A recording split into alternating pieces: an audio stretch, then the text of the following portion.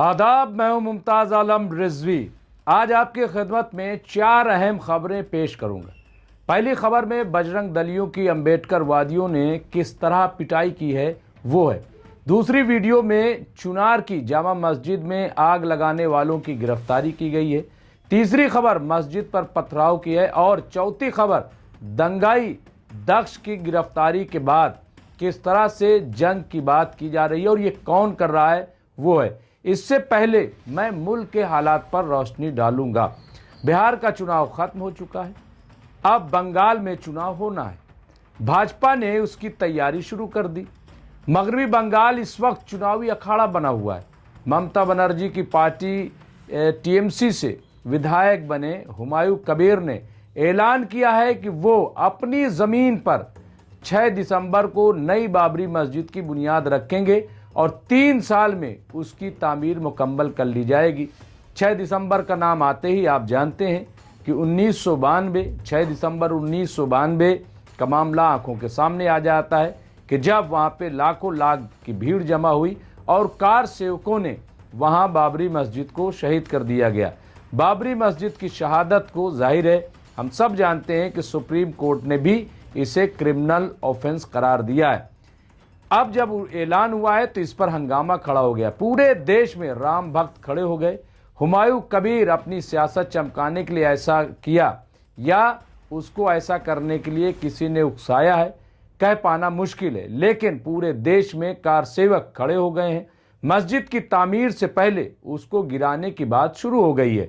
खुल्लम खुल्ला TV channel पर car सेवक, नाम नेहाद कार सेवक कह रहे हैं कि बाबरी मस्जिद हमने गिराई थी और अब इसको भी गिराएंगे, यानी नई बाबरी मस्जिद जो बनने जा रही है या जिसका ऐलान किया गया है उसको भी गिराएंगे। मुल्क भर के मुसलमान इस वक्त निशाने पर हैं। एक मुस्लिम हुमायूं कबीर के ऐलान से मुत्तफिक नहीं है।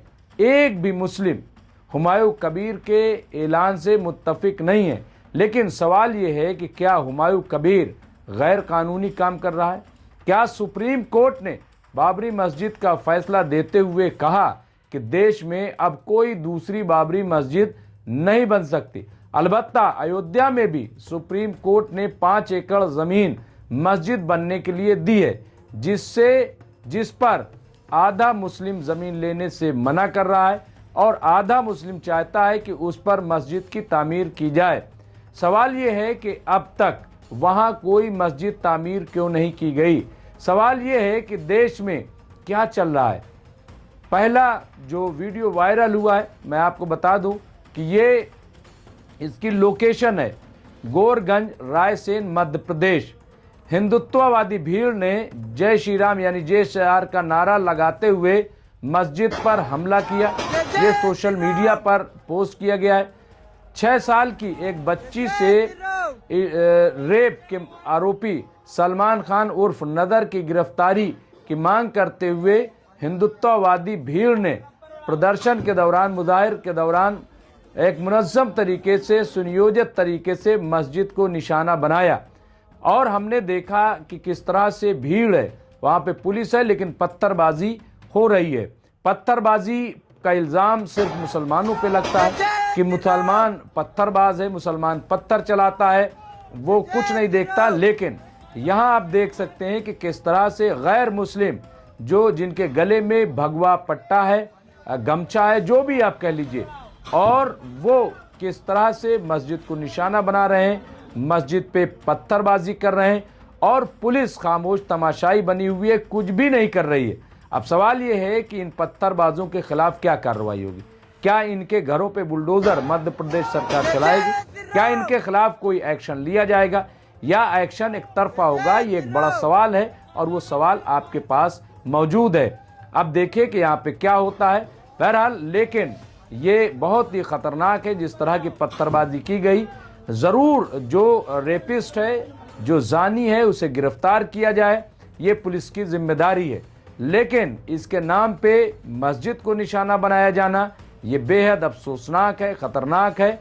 और ऐसा करने वाले, चूंकि वीडियो मौजूद है, वीडियो वायरल है, पुलिस उन्हें देखे और फौरन ऐसे लोगों को, पत्थरबाजों को गिरफ्तार करना चाहिए कि जिस तरह से कार्रवाई हम दूसरी जगहों पे देखते हैं, मुसलमानों के खिलाफ देखते हैं, वही कार्रवाई यहाँ होनी चाहिए। तभी ये लगेगा कि वाकई हुकूमत कानून के जरिए चलाई जा रही है और एक तरफा कार्रवाई नहीं हो रही। दूसरा जो वीडियो वायरल है उसमें लिखा गया है, बहुत बुरा हुआ, बजरंग दल के इन लड़कों के साथ बहुत पीटे गए।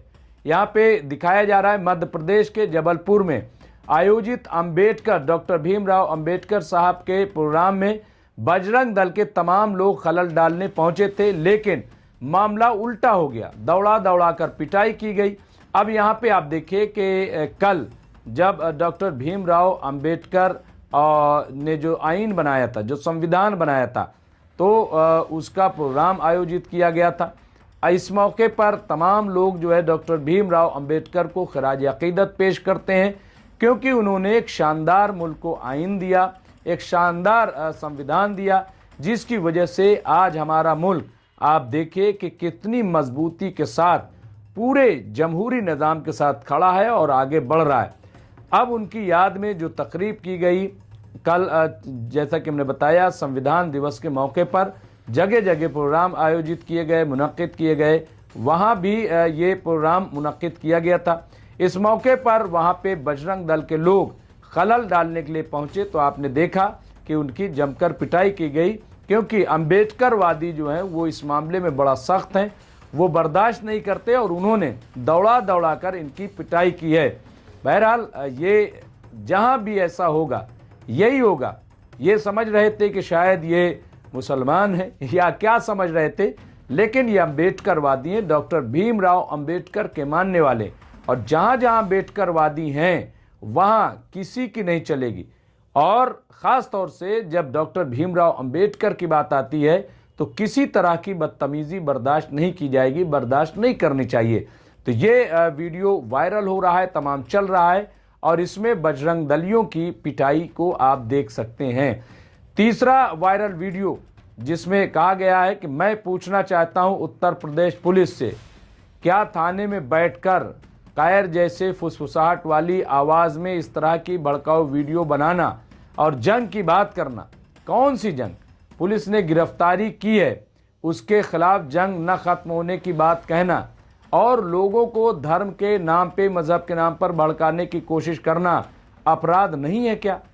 यहाँ पे उग्रवादी दक्ष और उनके साथियों ने जेल का नाम कहकर एक वीडियो साझा किया है। सभी आला अधिकारी को चाहिए कि इस वीडियो का संज्ञान लें और हेट स्पीच का मामला दर्ज करें। और बिल्कुल सही है कि जिस तरह से धमकी दी जा रही है, जिस तरह की वहाँ पे बात की जा रही है, ये बेहद ज़रूरी है कि ऐसे लोगों के खिलाफ मुकदमा भी दर्ज हो, कार्रवाई भी हो और इनके घरों पे बुलडोज़र भी चलाया जाए।